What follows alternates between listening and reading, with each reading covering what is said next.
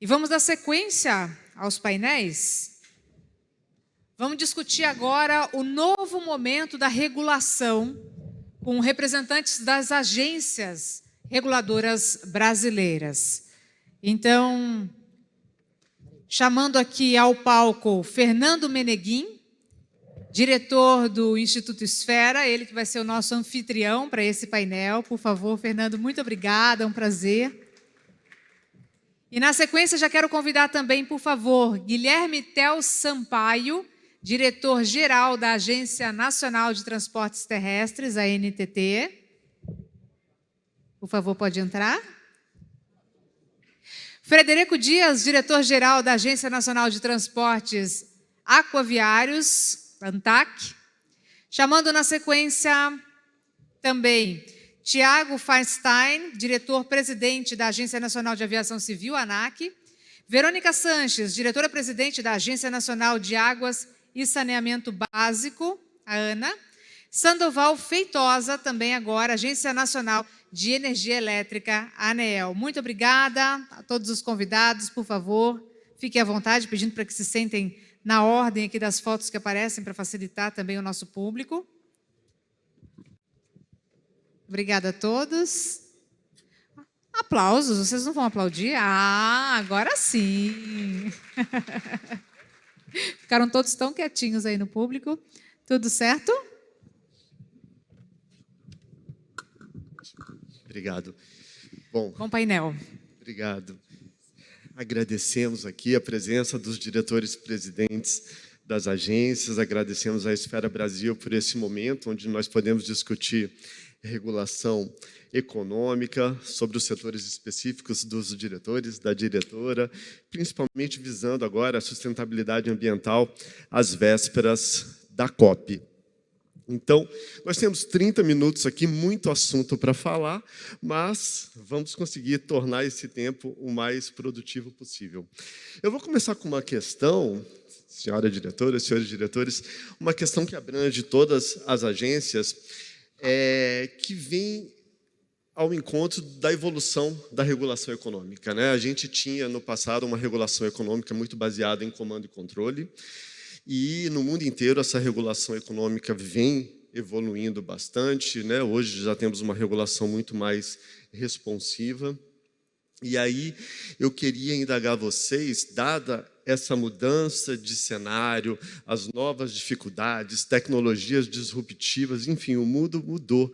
Como é que fica essa governança regulatória ante esses desafios e, principalmente, como que as agências se comunicam com a sociedade para legitimar as ações das agências reguladoras, né? Eu acho que hoje há muita dificuldade nessa comunicação com a sociedade, em vários momentos, em vários temas, a sociedade não entende direito o que está acontecendo. Então, nesse cenário de evolução da regulação econômica, eu gostaria que vocês falassem um pouco sobre, nos assuntos das agências de vocês, como que fica, como que houve essa mudança regulatória. E eu vou começar com a Verônica, por favor. Bom dia a todos. Obrigado, Fernando. É uma alegria estar aqui. Agradeço ao Grupo Esfera pelo convite, ao presidente João Camargo, de estar nesse belo Teatro da Paz aqui em Belém, no dia de hoje, aos meus colegas diretores gerais, diretores-presidentes das agências reguladoras. Dizer também que, para todos terem conhecimento, nós elegemos o nosso diretor-geral da NTT, Dr. Guilherme, e o Dr. Tiago, como presidente e vice-presidente do COARF, o Comitê das Agências Reguladoras Federais, nessa semana, comitê que reúne as 11 agências federais e que tem um papel importante de coesão e coalizão das agências reguladoras em defesa da regulação do Brasil. E já indo para a tua pergunta, Fernando, a Agência Nacional de Águas e Saneamento Básico tem cumprido esse desafio de melhoria na qualidade da regulação de recursos hídricos. Lembrando que nós regulamos todos os rios federais, então aqui quando a gente vem para o estado do Pará, um estado riquíssimo em recursos naturais e também abundância em recursos hídricos, nós temos aqui o rio Tapajós, o rio Xingu, o rio Amazonas, rio Iriri, enfim, o final do rio da bacia do Araguaia Tocantins também, e tudo isso precisa ser monitorado com satélite. Nós temos mais de 3 satélites que fornecem informações para a gente a cada diariamente, enfim, cada um tem um espectro de atuação, e o monitoramento hidrológico que permite com que a gente tenha informações para tomar de decisão com segurança. Então, por exemplo, 2024 foi um ano muito atípico em termos de clima e de hidrologia. Aqui na região norte nós tivemos a pior seca na região norte, que afetou inclusive a navegação aqui do nosso querido Frederico, diretor da ANTAC, implicando em necessidades de dragagem e de investimentos para permitir que houvesse calado para as embarcações poderem navegar, escoar a produção, também afetando a geração de energia, e especificamente quando a gente trata das outras atribuições da agência, que são o saneamento básico, nós hoje temos o papel de estabelecer os parâmetros regulatórios para a regulação do setor. E aqui nesse ano de 2025, e aproveito para parabenizar o governador Helder Barbalho e toda a equipe dele que lideraram esse esforço para fazer a concessão da prestação de serviço de saneamento do Pará. Os investimentos aqui no Pará prevêem algo em torno de quase 19 bilhões de reais para a universalização do serviço de saneamento básico.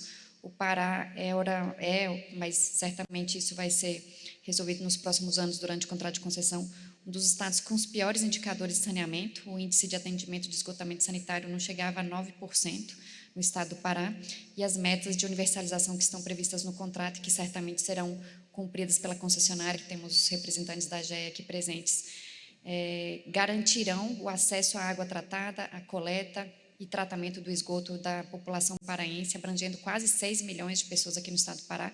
Todas as 4 regiões foram abrangidas por esse contrato. E o grande desafio é você reduzir perdas, usar tecnologia para reduzir perdas, para fazer um monitoramento dos dados, das ligações, e garantir uma prestação de qualidade para a população com modicidade tarifária. Ótimo, obrigado, Verônica. Guilherme, na área de transportes também, que há uma expectativa muito grande sobre as rodovias no país inteiro, como que vocês trabalham essa governança regulatória? Maravilha, Fernando. De antemão, agradecer aqui pelo convite do João, pela Esfera, e também uma alegria estar aqui com meus pares diretores gerais e com a sua mediação, indo direto ao ponto.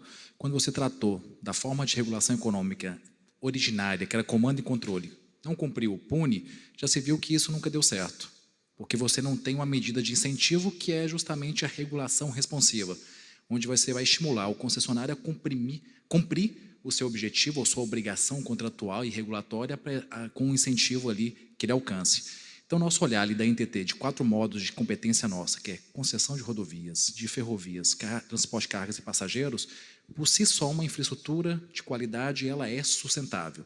Mas o usuário, o cliente, o cidadão, ele não quer apenas duplicação, pavimento de qualidade, túnel, viaduto, ele quer ir além. Ele quer algo que gere valor para ele, gere valor para o poder público, gere valor para o concessionário e, sobretudo, para a sociedade. E aqui no estado do Pará nós temos casos práticos com relação a isso. A própria BR-163, que você conecta Sinop ao porto de Miritituba, nós já temos projetos ali de neutralização da emissão de carbono. Esse é um ponto primordial que a gente tem trabalhado. Paralelo a isso, a integração multimodal, juntamente com a ANTAC, com as discussões, conexão dos modos de transporte, e uma política clara do Ministério dos Transportes com a NTT de infraestrutura resiliente, onde uma parte da tarifa está direcionada ali para a infraestrutura resiliente do ponto de vista de projetos, que você antecipe e preveja eventuais catástrofes ambientais e, sobretudo, você também enderece ali tecnologias que permitam mitigar e reduzir. Às vésperas da COP30, e com 2 tecnologias que já estão em vigor, que é a pesagem em movimento das rodovias e a cobrança de pedágio eletrônico, nós já temos relatórios que demonstram redução de 20% da emissão de gases de efeito estufa. Isso é algo relevante para se mostrar para o mundo que o Brasil tem trabalhado efetivamente com relação a essa pauta. E, por fim, desenvolver ainda muito o modo ferroviário, que por si só ele é mais sustentável, ele é mais efetivo ao retirar caminhões das rodovias, e nós estamos, neste ano, encaminhando para o Tribunal de Contas da União, e cumprimento o ministro Otto Alencar aqui, importantes projetos: renovação da ferrovia Centro-Atlântica, a F-118, que vai conectar o Porto de Vitória ao Porto do Açu, e um tema importante que nós reputamos, que é a Ferrogrão, que iniciou-se o julgamento no Supremo Tribunal Federal, já com voto favorável do ministro relator Alexandre de Moraes, e que nós encaminharemos para o TCU para fazer a avaliação, com perspectiva de fazer um leilão no próximo ano e ter um corredor e uma alternativa totalmente sustentável, respeitando os povos originários e as questões ambientais. Maravilha, Guilherme. Obrigado. Tiago, na aviação civil, a mesma coisa, a gente percebe muito uma judicialização muito forte, né? E aí também a governança regulatória é fundamental. Como lidar com essa insatisfação dos consumidores e como que a gente consegue se comunicar melhor. Enfim, as audiências públicas talvez sejam uma solução. Como que você vê essa governança regulatória na aviação civil? Bom dia, Fernando. Bom dia a todos os meus colegas diretores gerais, colegas de painel. Queria também agradecer ao nosso João Camargo, toda a equipe do Grupo Esfera, do Instituto Esfera, nosso também Alexandre Bacelar, que fica nos bastidores, mas o grande articulador das conexões políticas que faz esse grupo crescer tanto.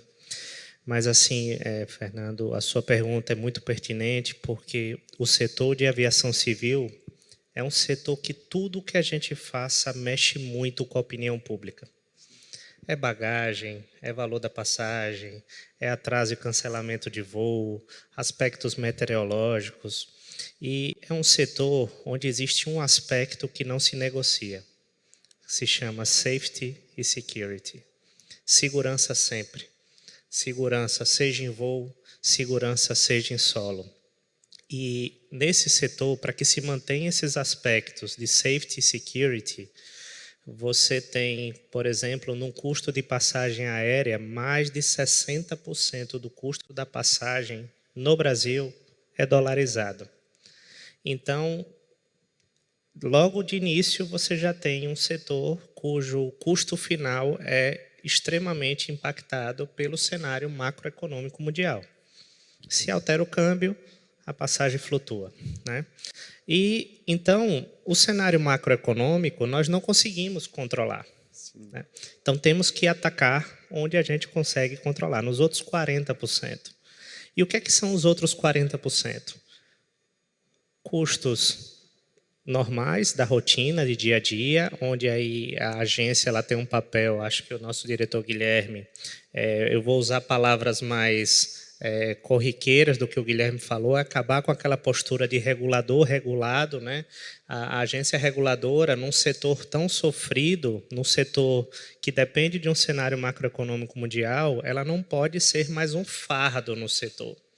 Ela tem que se regular, ela tem que fiscalizar, ela tem que certificar, mas ela também tem que fomentar, ela também tem que ajudar o setor. Veja, no Brasil nós temos 3 companhias aéreas e as 3 estão passando ou passaram pelo Chapter 11, estão em recuperação judicial, mesmo as pessoas reclamando de passagens altas, de valores abusivos, então tem alguma coisa errada, né? Então, trabalhando nesses outros 40% do custo, uma coisa que pesa bastante é a judicialização. Muita gente pergunta por que é que não vem outra companhia aérea para o Brasil? E, senhores, ninguém mais do que eu aqui conversa com companhia aérea do mundo inteiro. E como é que você explica para a companhia aérea da Europa, dos Estados Unidos, da Ásia, como é que você explica o sistema tributário? Como é que você explica nossas regras trabalhistas? Como é que você explica nosso grau de judicialização? O Brasil concentra 98% das ações judiciais contra companhias aéreas no mundo, sendo que nós respondemos apenas por 3% do tráfego aéreo mundial. Tiago, só fazer uma parte, nós temos um estudo do Instituto Esfera que deixa isso claro. Exato. E vocês entenderam, é absurdo esse percentual. 90%, mais de 90% das ações do mundo inteiro estão no Brasil. Exatamente. Então, esse número é assustador. Então, se você pegar o custo da judicialização, vou fazer uma conta rápida para os senhores terem noção.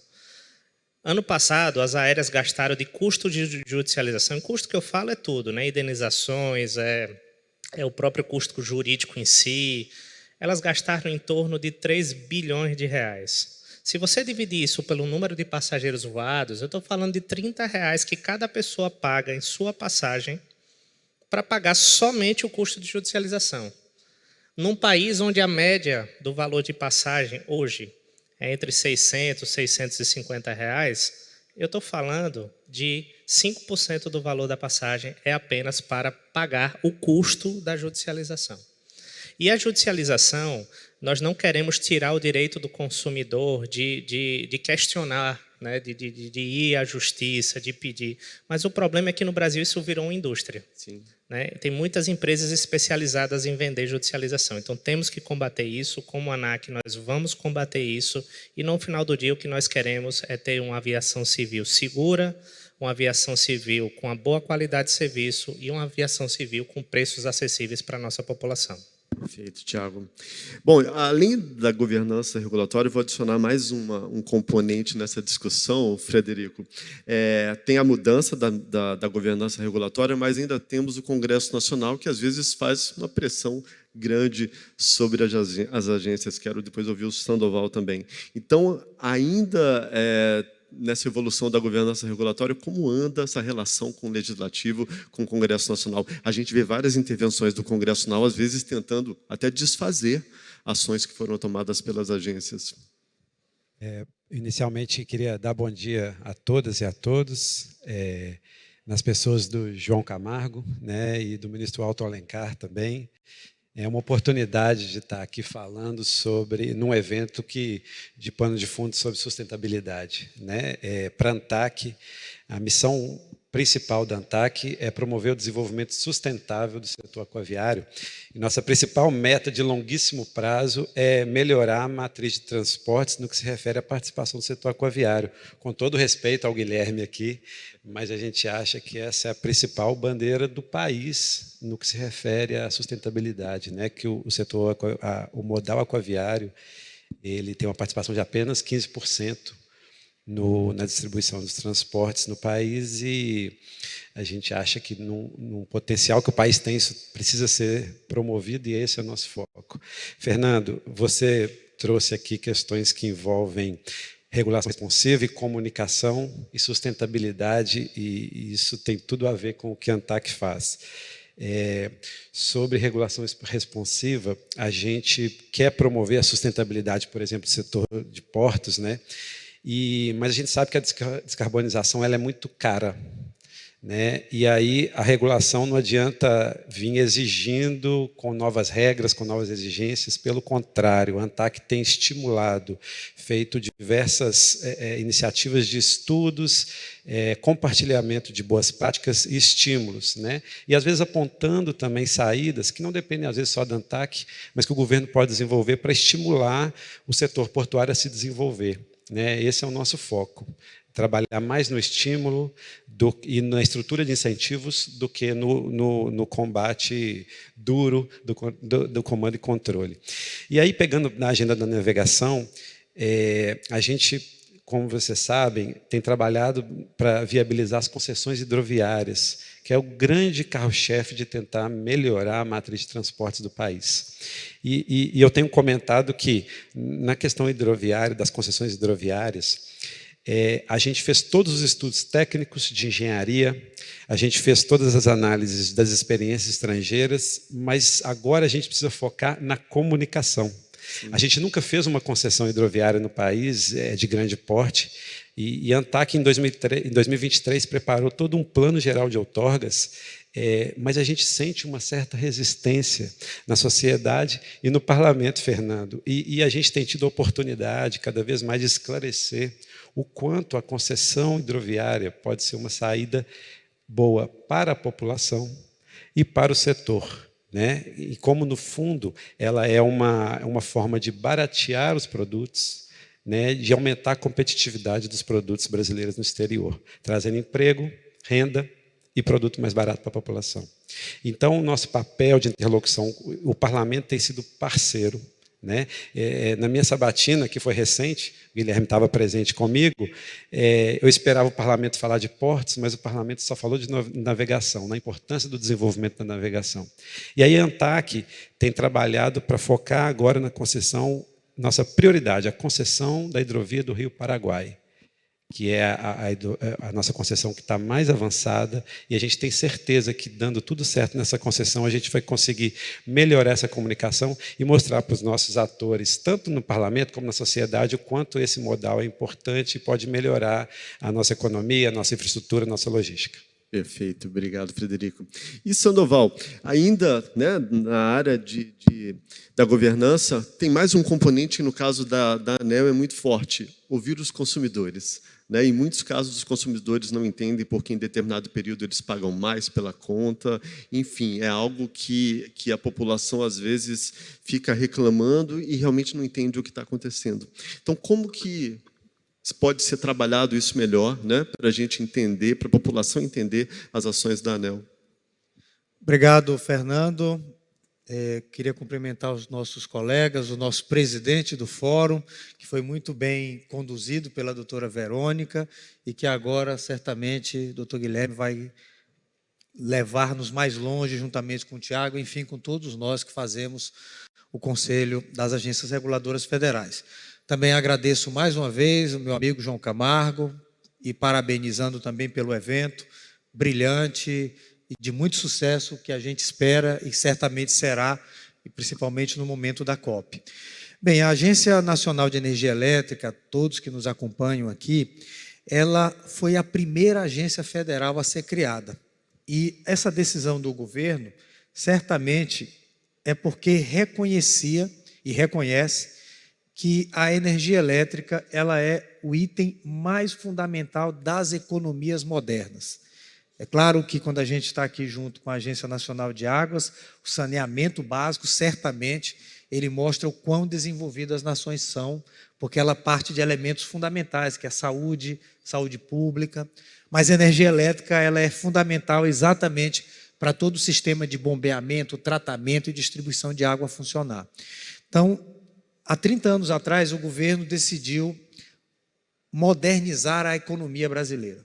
Sair de um Estado desenvolvimentista, onde o Estado seria o responsável por todas as atividades econômicas, para um Estado regulador. E fazer essa transição, meus amigos, não é fácil, porque vivemos uma cultura em que o Estado ele é o provedor de todos os serviços básicos da sociedade, o que isso não é e nem pode ser verdade no momento atual. O Estado tem que ser responsável pelas suas atividades fundamentais. As atividades econômicas elas têm que ser induzidas. Então, faço esse primeiro aporte, essa primeira intervenção, para dizer como a ANEEL, como primeira agência reguladora, contribuiu para um melhor diálogo com a sociedade. Foi a primeira agência reguladora a ser criada. Foi a primeira agência reguladora a transmitir ao vivo as reuniões públicas da diretoria. Da mesma forma, é uma agência que tem um nível de maturidade maior. O Congresso Nacional, ao longo de todo esse período, tem sido, como o meu amigo Frederico mencionou aqui, vocalizando as necessidades da sociedade. O que nós temos buscado sempre é um diálogo muito permanente, muito constante, e reconhecendo sempre que a energia elétrica ela é muito sensível na vida do cidadão. Aqui no estado do Pará, por exemplo, e o estado do Amazonas, são os dois estados que mais concentram ainda consumidores sem acesso à energia elétrica. Mas veja, 99,8% de todos os cidadãos brasileiros têm acesso à energia elétrica. Sinal de que, ao longo desses 30 anos, a regulação funcionou. Teve imperfeições? Teve, e nós estamos aqui para aprimorar o que será um futuro bastante promissor da regulação no Brasil. Perfeito, obrigado. Incrível que já se passaram 23 minutos, né? E a gente só teve uma rodada de discussão. Vou baixar um desafio para vocês agora. Vou dar uma pergunta para cada agência sobre os temas específicos. Vocês vão ter que responder em torno de 1 minuto.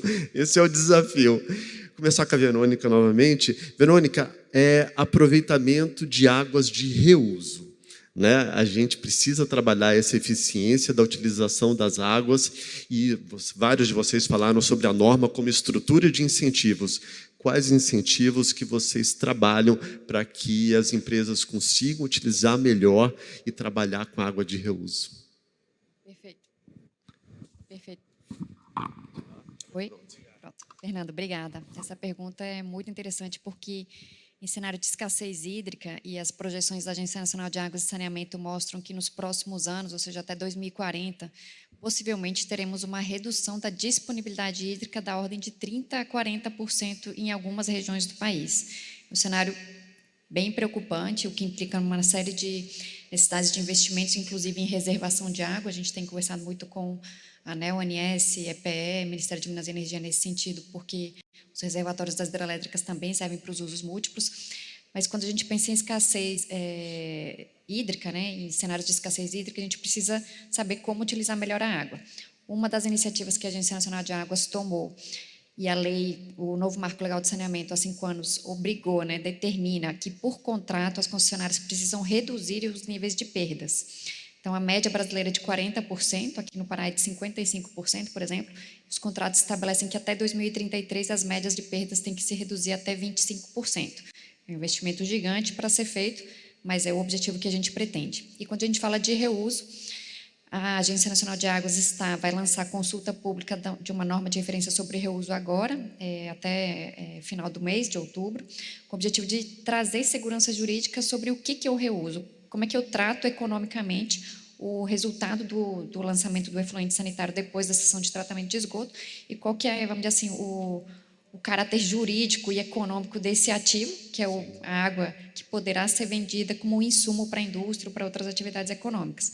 No Brasil, já temos alguns projetos de reuso interessantes, o Aquapolo, em São Paulo, que é muito grande, em Pecém também, e temos agora um no Espírito Santo com a ArcelorMittal. Então, tem alguns investimentos em reuso que já têm acontecido, algumas concessionárias têm investido nisso, e eu acredito que com essa segurança jurídica que a gente vai trazer, teremos mais aproveitamento de água de reuso para finalidades principalmente não potáveis, com o objetivo de reduzir as crises e a indisponibilidade hídrica no Brasil. Maravilha, obrigado. Frederico, você falou sobre as concessões hidroviárias e uma das dificuldades que existem hoje na atualidade são as crises climáticas, né? Como trabalhar o risco da crise dentro das concessões hidroviárias, porque se você tiver uma seca muito forte, inviabiliza completamente o negócio. Fernando, excelente pergunta. A gente teve, em 2024, um problema de seca grande aqui, né, na região amazônica, e o que mostrou a vulnerabilidade da navegação interior, né, no nosso país, e a necessidade da gente desenvolver, de fato, maior resiliência nos nossos equipamentos, né? O modelo de concessão ele é pensado, como é que ele combate isso? Com informação, com conhecimento, com engenharia, né? Então, as concessões que são as mais estratégicas, e aí eu trago sempre a do Rio Paraguai, que é a principal concessão atualmente em foco da ANTAQ, ela é feita com base em um modelo hidrológico de 125 anos. Então, a gente tem dados robustos, né, para preparar o modelo e que a gente tenha um contrato que preveja uma garantia mínima de navegação na maior parte do tempo, né? E, ao mesmo tempo, prepare para eventos extraordinários, para que o contrato seja autoajustável e reequilibrado na medida em que você não consiga, por eventos climáticos extremos, responder de forma imediata às alterações realmente de regime hidrológico. Perfeito, ótimo. Tiago, a gente falou da judicialização. Você acha que o poder público teria como coordenar uma forma de que se utilizasse mais maneiras extrajudiciais de resolução de conflitos? Se talvez isso seria a solução para a grande judicialização? Eu não só acho como deve, né? Não existe setor aéreo bem sucedido no mundo sem a ajuda do Estado. Não existe. A Emirates só é a Emirates porque é do governo dos Emirados Árabes, a Lufthansa, KLM, TAP, governo americano dá subsídio para a companhia aérea. Não existe nenhum caso de aviação civil bem sucedido no mundo sem a ajuda do Estado. E a grande ajuda que a gente pode dar, como agência reguladora, como Ministério de Portos e Aeroportos, como governo federal para o setor, é, no mínimo, ajudar a reduzir a judicialização. Nós, como ANAC, já estamos revisando a Resolução 400, que é a resolução que trata desses conflitos, né? Para que a gente possa, repito, não é tirar o direito do consumidor, mas reduzir a indústria que foi criada em cima de um pleito que, às vezes, é um pleito legal, é um pleito real, mas que algumas empresas, alguns advogados se utilizam para criar essa massa de judicialização, que não é bom para o setor, não é bom para o próprio judiciário. Eu acabei de assinar um acordo com o CNJ para que possamos dar aos juízes que estão julgando esses litígios mais informações sobre os voos, sobre o que ocorreu, para que eles possam julgar de maneira assertiva e também fazendo ações para evitar a judicialização. Então, estamos trabalhando no pós e no pré. O objetivo sempre será reduzir o valor de passagem aérea. O setor de aviação civil, ele precisa, ele deve e ele está crescendo no Brasil. E ele é um setor que precisa de um olhar muito forte do Estado, de uma regulação muito forte da ANAC, por conta do aspecto de segurança operacional que falei. Todos queremos voar com custos baixos, mas principalmente queremos voar de maneira segura, né? Perfeito. Guilherme, Free Flow, né? Essa nova tecnologia aí da passagem livre para facilitar os pedágios no país. Você acha que isso tem chances de diminuição das tarifas para todo mundo que utiliza as rodovias? Isso talvez reclame um equilíbrio econômico, financeiro com as concessionárias? Fernando, tenho certeza que sim. Primeiro que um poste Free Flow ele custa 1/3 numa praça de pedágio, que é algo ultrapassado do século passado. Você pode direcionar o valor disso para investimentos outros na rodovia e modicidade tarifária, e no futuro não muito distante nós vamos conseguir cobrar pelo quilômetro rodado, como são em outros países, diminuindo aquelas controvérsias que naturalmente tem de onde vai colocar uma praça de pedágio ou não e um conflito social existente. Então, te garanto e tenho a convicção que sim, tudo isso com uma licença social, que foi o primeiro ponto que você trouxe, dialogado com todos os atores pertinentes, usuários, Ministério Público, associações, dentre outros. E, finalizando a minha fala e minha última participação com o tempo esgotado, quero fazer duas coisas bem rápidas. Primeiro, parabenizar a Verônica pela condução dos trabalhos do COAF, também aproximando do seu final do mandato aí para o brilhante trabalho feito no saneamento, e acho que bem emblemático aqui, junto com a COP, que tudo a ver com estabilidade, saneamento, trazer dignidade para a população. E outro ponto, com relação à sustentabilidade econômico-financeira das agências reguladoras. Se tem um tema que une é infraestrutura, seja de transporte, seja de energia elétrica, seja de saneamento. E não existe infraestrutura forte em desenvolvimento com uma questão de autonomia financeira em xeque. Então, a gente quer contar muito de fomentar o debate crítico sobre isso. Não tem como eu ser autônomo, independente decisoriamente, se eu dependo, desculpa o sentido figurado, do dinheiro do meu pai para tomar a decisão. Ótimo, maravilha. E vou fechar, a gente esgotou o tempo, mas ainda temos aí um pouquinho de sobra. Sandoval, em alguns momentos está havendo cortes nas indústrias, na geração de energia eólica, solar, e muito disso por conta da geração distribuída, né? Por conta de até painéis solares que o governo subsidiou em larga medida. Como que se trabalha a legislação para se aproveitar melhor essa geração de energia? O que a ANEEL está fazendo nesse sentido? Tá. Obrigado, Fernando. Eu queria só fazer um pequeno, recuperar uma fala aqui do Tiago, com relação à judicialização. O setor elétrico também, ele sofre bastante com a judicialização. Nós tivemos claims muito relevantes nos últimos anos, e eu não poderia deixar de agradecer todo o empenho que o Tribunal de Contas da União teve em nos auxiliar para convergirmos para uma solução nesses grandes temas. Então, na pessoa do ministro Otton, que está presente, eu queria transmitir os meus maiores cumprimentos e também a nosso compromisso de continuar trabalhando sinergicamente com o Tribunal de Contas da União. E esse tema também é um tema que nós estamos dialogando com o Tribunal de Contas da União. Esse é um tema que ele é resultado de políticas públicas que, na minha opinião, não funcionaram. Houve políticas públicas que deram incentivos muito além do que a estrutura comportaria. Então, hoje nós temos um setor elétrico que ele é pródigo na produção barata de energia elétrica. Não há nenhum país no mundo, e eu insisto isso, particularmente aqui no estado do Pará, na Amazônia, que produz energia elétrica renovável e tão barata como o Brasil. Não há. Agora, entre a energia que sai da usina e a tomada do consumidor de energia elétrica, há um caminhão de subsídios. Subsídios e impostos. Mais de 50% do que nós pagamos em energia elétrica é imposto. É imposto e políticas públicas. Isso tem que ser alterado urgentemente, porque o consumidor médio brasileiro sofre, a indústria brasileira sofre, a competitividade do Brasil também sofre. A nossa competitividade global, ela seguramente seria muito melhor se nós tivéssemos uma política racional de subsídios.